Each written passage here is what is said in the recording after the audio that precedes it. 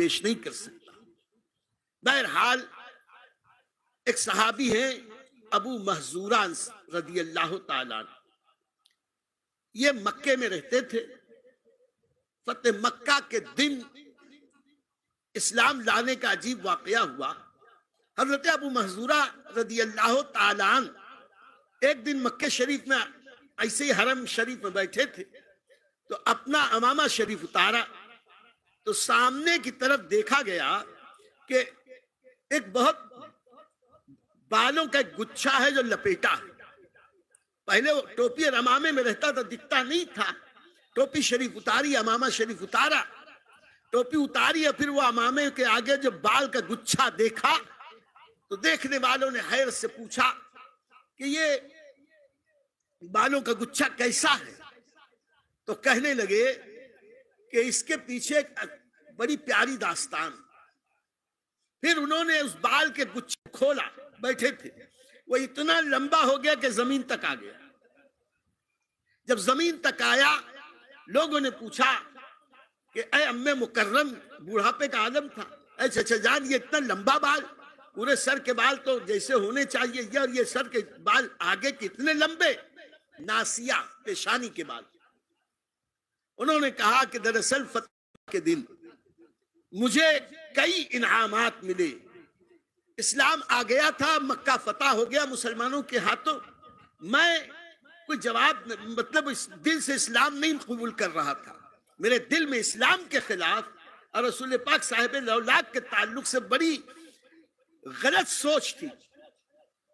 میں ایک دن میں نے بلال کو اذان دیتے ہوئے سنا تو میں میرے چند ایسے ہی نوجوان ساتھیوں کے ساتھ، اس وقت یہ جوان تھے، نوجوان ساتھیوں کے ساتھ کونے میں تھا، تو میں نے بلال کو اذان دیتے دیکھا تو میں نے بلال کی نقل کرنی شروع کر دی۔ جیسے وہ اذان دے رہے تھے، جیسا منہ چلا رہے تھے، بنا رہے تھے کان میں انگلی، میں ان کی نقل کرنے لگا، میں بھی اذان دینے لگا۔ میرا مقصد مذاق اڑانا، کہا کہ میں تو چھپ کر رہا تھا، لیکن وہ نبی کہ جن سے شہد میں کوئی چیز نہ چھپے، ان سے کیسے چھپی رہ سکتی؟ آقا علیہ الصلوۃ والتسلیم نے مجھے دیکھ لیا، اذان ختم ہوئی، مجھ کو بلایا، ہم سب ساتھیوں کو بلایا، تم لوگ سب ادھر آؤ۔ اب وہ حاکم وقت تھے، فاتح مکہ تھے، سب آئے، کہنے لگے تم میں سے کوئی میرے بلال کی نقل کر رہا، وہ کون؟ تو اب وہاں جھوٹ تو بول نہیں سکتا تھا، کہنے لگے ابو محذورہ کہ میں نے کہا یا رسول اللہ میں تھا، میں بلال کی نقل کر رہا تھا۔ آقا کریم نے فرمایا تو اچھا، میرے پیارے بلال کی نقل کر رہے تھے؟ قریب آ۔ قریب بلانے کے بعد نبی کریم نے میری پیشانی پہ ہاتھ رکھا، پیشانی پہ ہاتھ رکھ کے میرے چہرے پہ پھیرا، چہرے سے سینے پہ آئے، سینے سے جگر پہ ہوتے ہوئے میری ناف تک ہاتھ پھیرا اور کچھ زیر لب دعائیں دی۔ کہا کہ اے ابو محذورہ اب بتاؤ میرے تعلق سے اور اسلام کے تعلق سے تمہاری کیا کیفیت ہے؟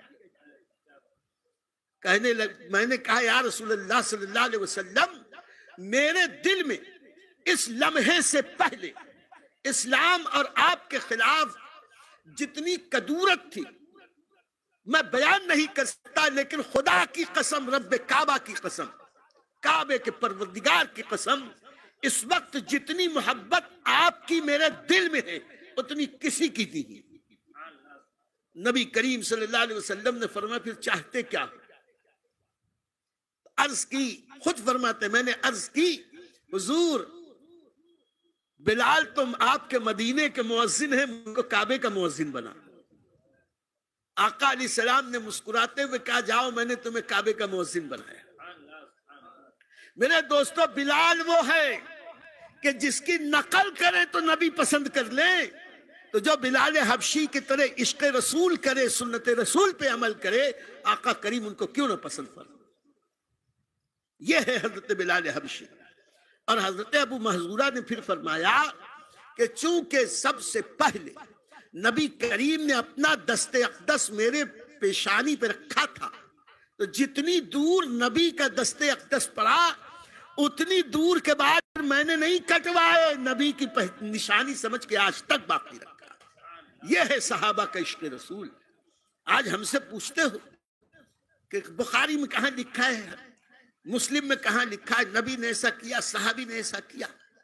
ہم کہتے ہیں اللہ نے قرآن میں کہہ دیا وَتُعَذِّرُوهُ وَتُوَقِّرُوهُ وَتُسَبِّحُوهُ بُكْرَةً وَأَصِيلًا، نبی کی تعظیم کرو، نبی کی تکریم کرو، صبح و شام اللہ کی پاکی بیان کرو۔